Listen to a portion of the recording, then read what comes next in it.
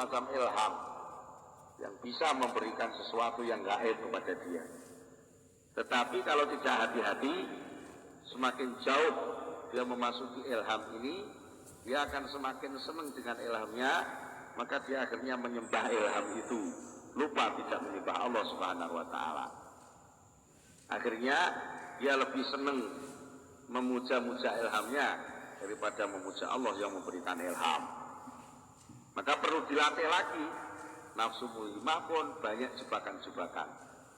Perlu ditingkatkan lagi sampai punya ketundukan total kepada Allah, maka dia memasuki kepada arena kelas yang keempat, yaitu nafsu mutmainnah.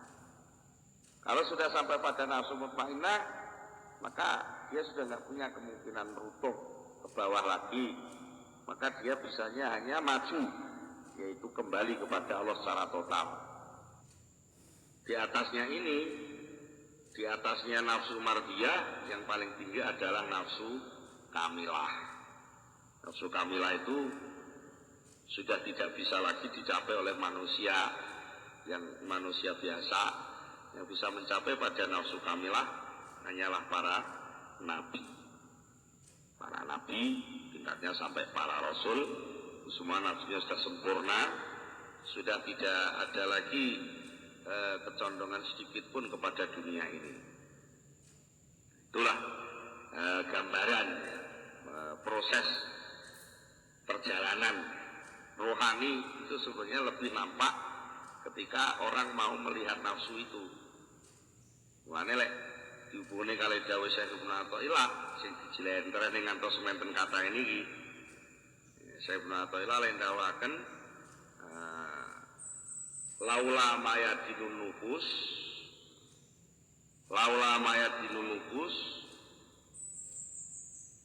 ma barazat ma tahaqqaqa sayrus sa'irin. Seandainya tidak ada medannya nafsu, maka orang yang memproses diri itu tidak akan bisa nampak nyata hasilnya. Karena kalau soal ingin dekat kepada Allah, sebenarnya tidak pernah jauh Allah itu. Allah selalu dekat kepada makhluknya. Allah selalu memberi rezeki pada ciptaannya. Allah selalu menampilkan sifat kasih sayangnya. Sehingga sebenarnya Allah itu tidak pernah jauh. Mengapa kok kelihatan jauh? Mengapa manusia tidak menyadari kehadiran Allah pada Allah nggak pernah jauh?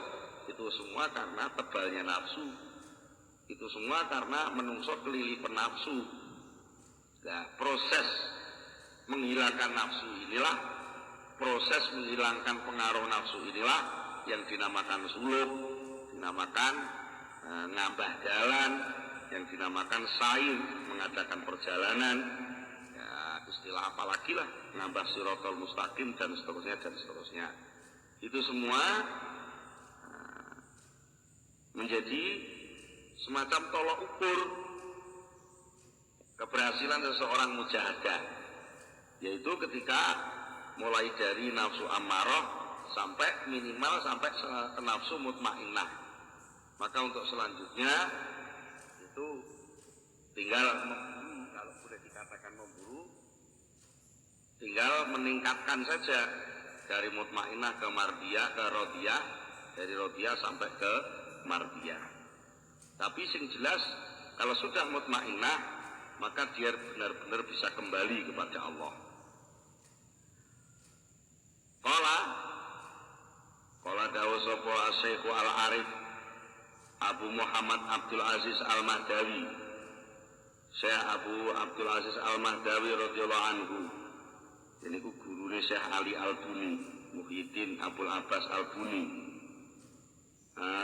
Dawakan an-nafsul mutmainnatu hiyallati takhallasat minassu wa lam yabqa bainaha wa bainassu nisbatun.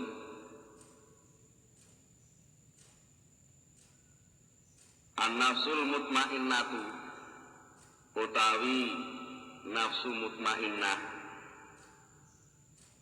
ya nafsul mutmainnah iku allati nafsu takhallasat kang wis bersih, wis murni, wis lepas apa nafsu mutmainnah, lepas minasui saking kejahatan, saking keelekan. Walam ya bekolan wis ora kari, wis ora tetep ora ana baina antarane nafsu wa baina su'ilan antarane sifat Allah apa sing ora ana nisbatun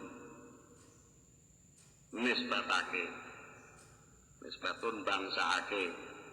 Tidak ada pijakan, tidak ada sandaran, tidak ada penisbatan sedikit pun yang ada penisbatan sedikit pun dari kejelekan itu yang sampai kepada nafsu mutmainnah.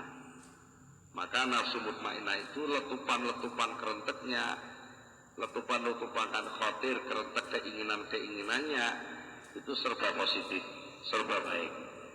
Tidak ada celah sedikit pun punya kerentek yang jahat. Wa kanat lan ono apa mabadiha kawitane nafsu mutmainnah bil iktisabi ing dalem ikhtiare ana iku al imana rupa iman waridho lan ridho al muktasabu kang dipeksa-peksa. Jadi kawitane piye to supaya nafsu iku iso munggah dadi mutmainnah? Ya kawitane dipeksa. Dipeksa iman, dipeksa ridho, dipenek-penek terus sampai akhirnya jadi pakulinan. Palam masofat mongko lamun nalikane pun palam masofat nalikane wis jadi bening wa tataharat lan tegese dadi bersih apa nafsu min jami'il makhluqat saking sekabehane pira-pira makhluk wa zalalan wis ilang anha saking nafsu apa sing ilang al hijab aladzikan wa kang utahe ladzi hijab iku sifatul khalqi sifate kabeh makhluk. Memang semua makhluk, semua orang lahir di dunia itu langsung terhijab oleh dunia ini karena dia terbatasi oleh kemampuan indera untuk mendengar, kemampuan hidung untuk mencium, sehingga terbatasi oleh kemampuan-kemampuan itu semua sampai lemah sekali sinyal atau gelombang pemberitahuan dari Allah dalam hati itu koyok-koyok nggak berfungsi. Nah, akhirnya dilatih terus, hijabnya dihapus, imannya diteruskan, ditumbuhkan, ridhonya diikhtiarkan terus menerus. Maka kalau sudah begitu, samiat mongko banjur bisa ngrungu apa nafsu annida'a ing panggilan min makanin qaribin saking panggonan kang parek. Fa ajabat mongko gelem nyembadani sapa si nafsu marang panggilan mang. Karena dia sudah dekat kepada Allah, maka ada sinyal isyarat sedikit pun sedikit saja dari Allah, maka dia sudah mampu menjalankan perintah itu. Disindir tok ngene wis dadi apik. Tuh. Mergo wis apa li adamil hijab. Li adamil hijab krana ora anane hijab maneh.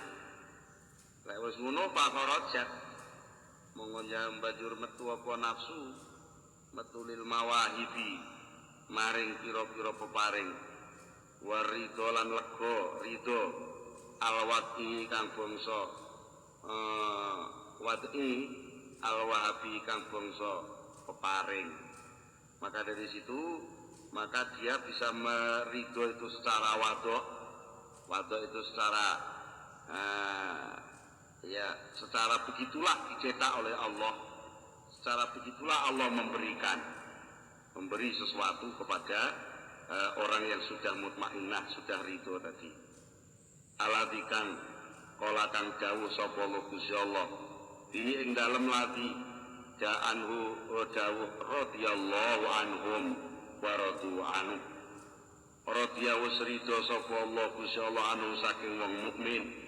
Wa radu lan padha ridho sapa wong mukmin anu saking Allah. Lha wis ngono piye? Pada kholat. Moko banjur mlebu apa nafsu mlebu fi ridallahi ing dalem ridane Allah al matlubi kang disupre al mauhubi kang bakal diparingno. Dia maka sesuai dengan apa yang dia doakan setiap saat, Allahumma anta maksudi wa ridhoka matlubi, itu menjadi kenyataan. Wa fi ibadihi lan mlebu ing dalem kawulane Allah, wa jannati lan swargane Allah, la fi jannatiha ora ing dalem swargane ngalam jannah, ngalam asor, ngalam dunya, biwasfi kasbiha kelawan sifat gaweane si nafsu, wa a'mali lan pira-pira ngamale penggaweane nafsu. Di mana surganya itu surganya Allah, bukan surga layak gabayangane menungso, duduk swarga kepuasane menungso, duduk swarga khayalan suksese menungso, tapi swargane Allah. Fadkhuli jannati itu swargane Allah, duduk swarga bayanganmu. Nah, disitulah maka murid seorang yang benar-benar berjuang untuk ngempet nafsu, mendidik nafsu, bisa merasakan keindahan luar biasa. Mula nek ndelok niki murid itu saged mengukur diri sendiri dengan mengukur seberapa tingkat kesadaran nafsunya. Wa alamatu wusulil muridi utawi tetengere tepunge tekone si murid ila hadzal maqami maring iki maqam alhamidi kang terpuji iku antastawiyah arep yen to dadi padha indahu kuwi murid mau. Apa sing dadi padha al ahwalu pira-pira situasi, pira-pira keadaan, pira-pira tingkah.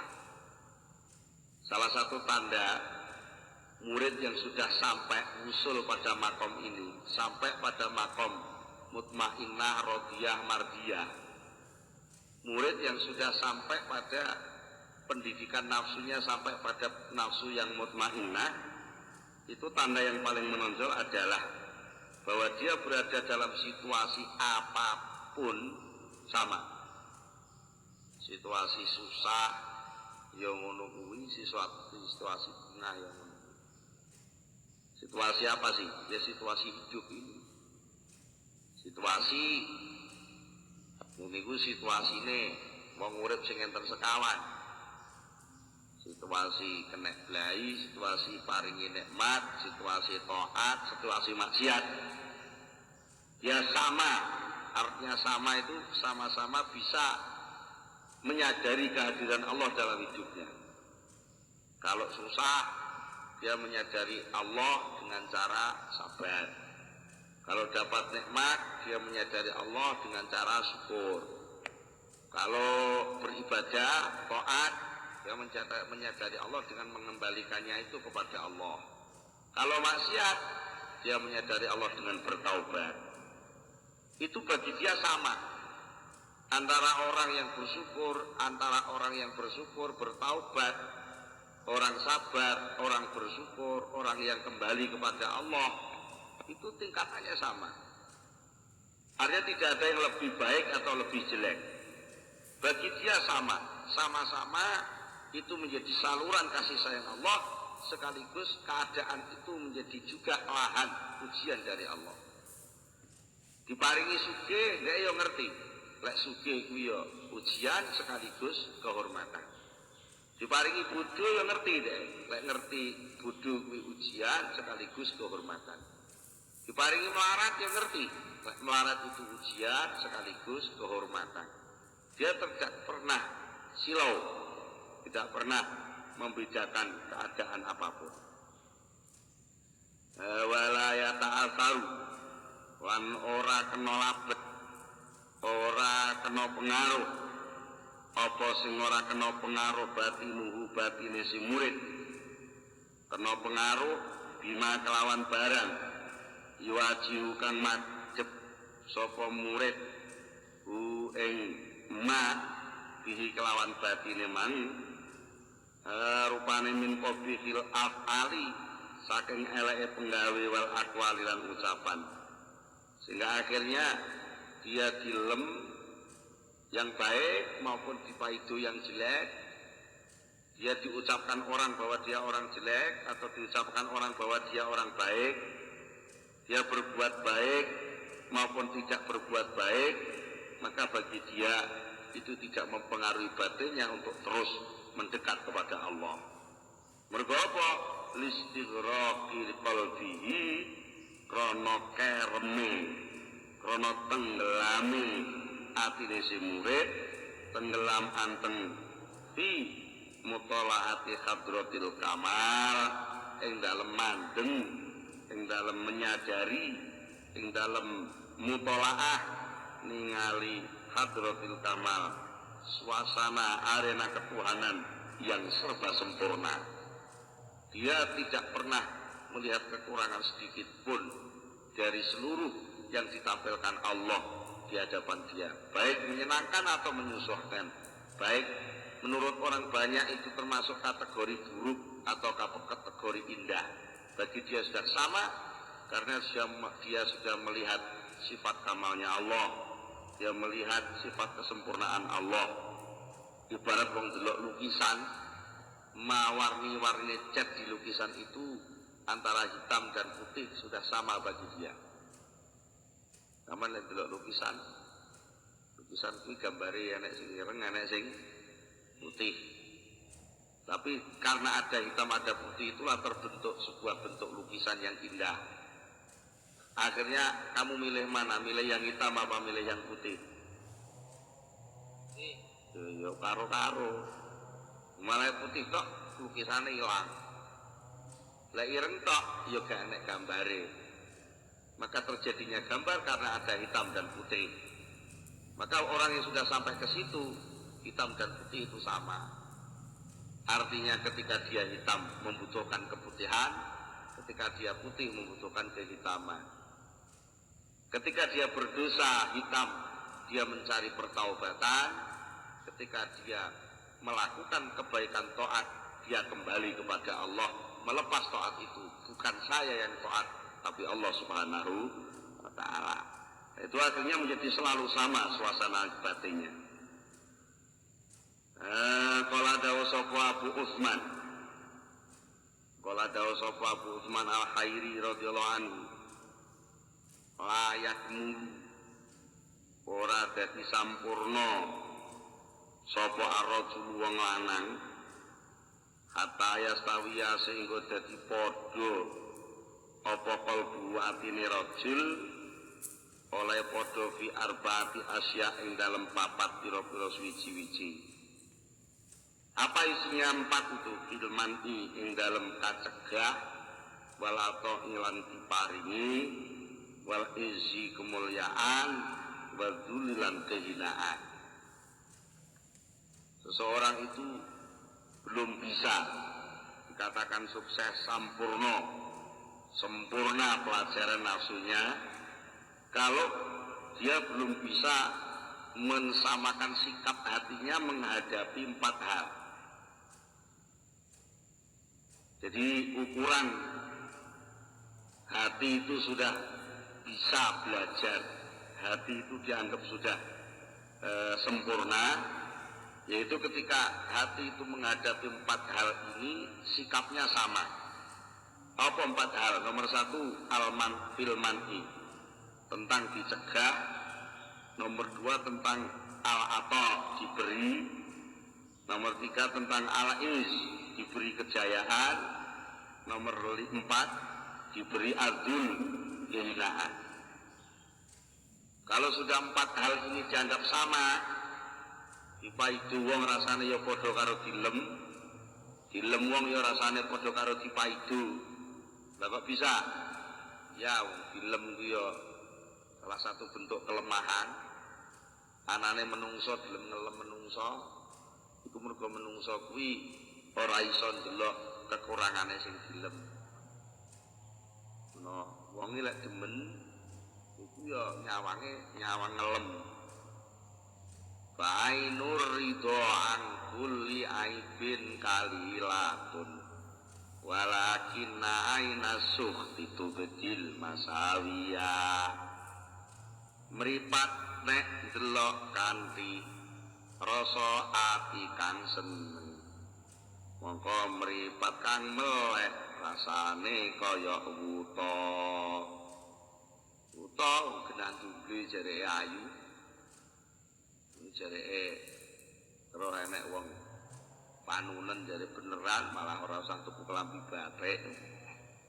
Ya mergo atine seneng. Lah karena seneng ngelem. Berarti wong ngelem wong seneng itu negatif. Karena ada sisi yang dirombak oleh wong seneng itu. Tidak realistis. Cacate gak ketok.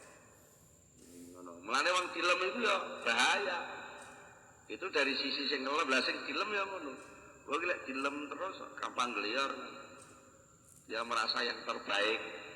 Gak pernah punya kesempatan untuk mengoreksi diri sendiri. Itu salah satu kejelekane wong ngelem lan dilem. Itu.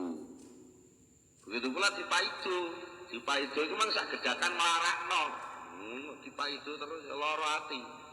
Tapi sebenarnya dibalik pemaidunan itu ada semacam penempaan diri. Ada semacam peningkatan fungsi. Nek wesi dimbar gletaan ning sanding jeding apa ning pojokan omah. Sesuai nayen. Tapi penak. Wong ora diobong, ora ditutuki penak. Tapi lek wesi kuwi ditutuki diobong ora penak. Tapi mulya. Akhirnya wesi kuwi kok terus dadi lading. Ditutuki, diobong ditutuki dadi lading, dadi gaman. Wis dadi lading, dadi gaman. Dadi peso dicekeli perawan ayu-ayu ngirisi rujak lho mulya.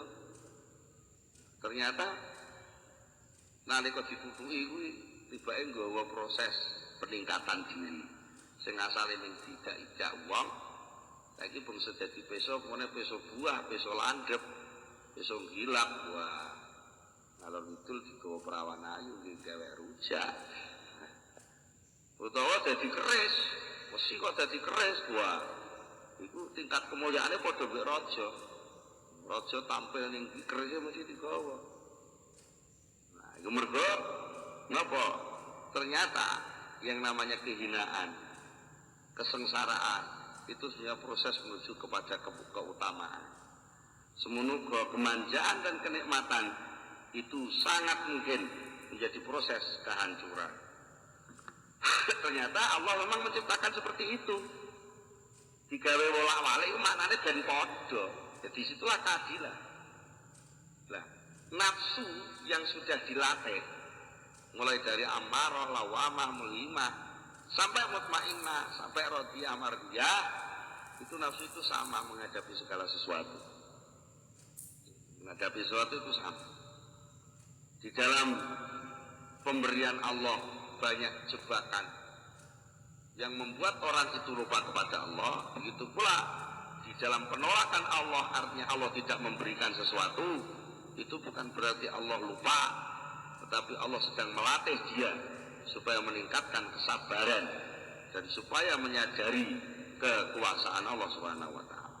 Begitu pula ketika dia merasakan merasakan kemuliaan dan merasakan kehinaan, antara mulia dan hina bagi orang yang nafsunya sudah radiyah tamardiyah itu rasanya sama. Ini semua adalah bentuk semacam bentuk proses pelatihan nafsu dari nafsu yang dani'ah rodi'ah, ya, yang selalu memerintahkan sesuatu yang jelek, yang salah, berubah menjadi orang yang tekun, menjadi nafsu yang tekun, tunduk kepada Allah Subhanahu wa Ta'ala.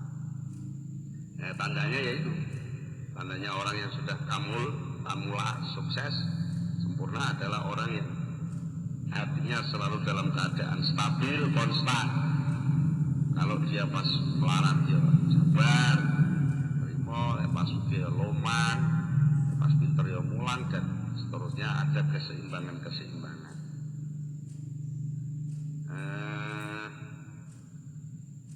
Iku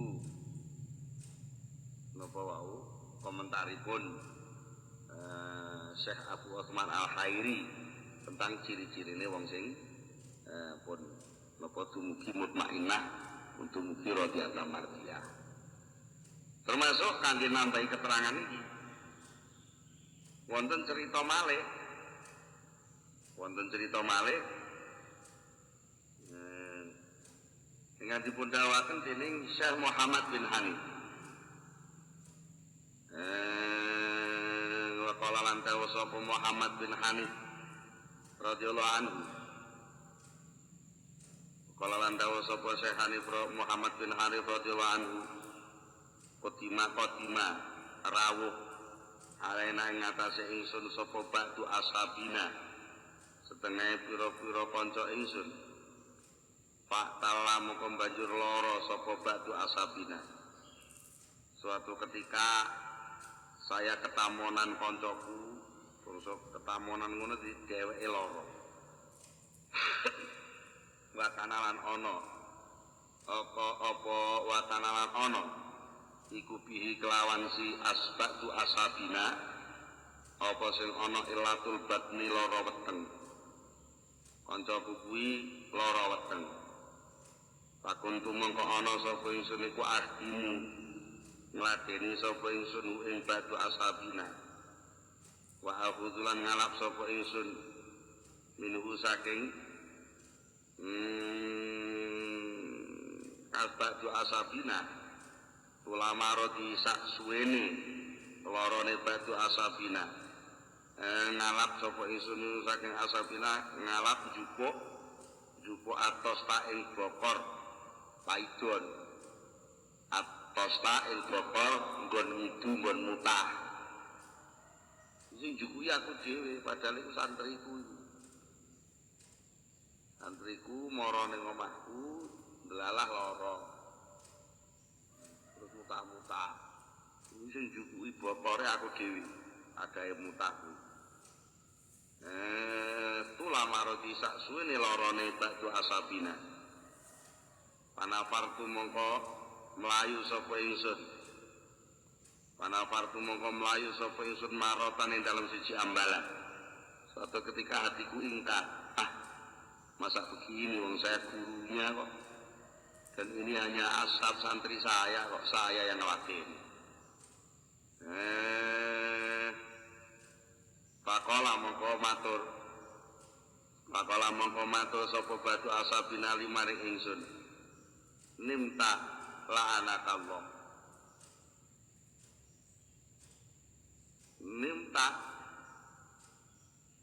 Nimta ana ta turu sapa sira. La'ana muga nglaknati ka ing sira sapa Allah Gusti Allah. Lho. Sampeyan nek arep turu oleh laknat lho, Pak. Santri kok kurang ajar. Akhirnya koncone takokno ning gone kiai sing santrine muni kuman. Pakila mongko ditakonaken. Lahu maring si sapa mang Muhammad Ibnu Hani.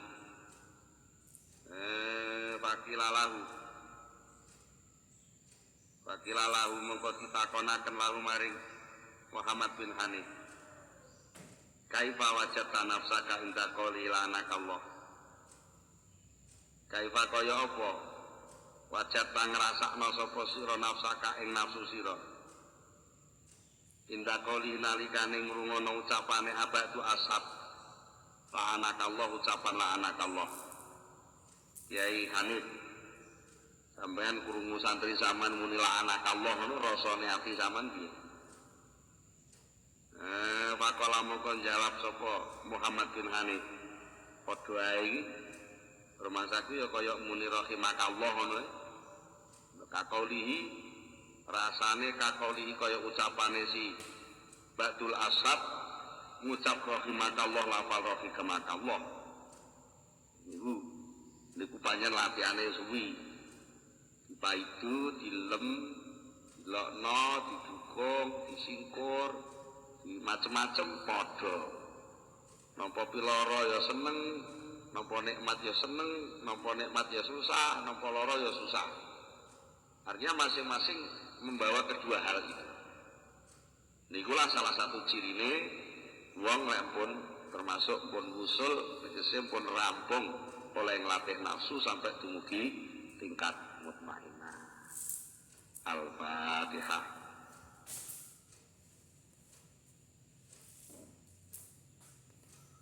Allahumma salli ala sayyidina Muhammad wa sallim wa radiyallahu tabaraka an kulli sahabati Rasulillah ajma'in. Alhamdulillahi rabbil alamin hamdan yu'afi ni'amahu wa yukafi mazidah.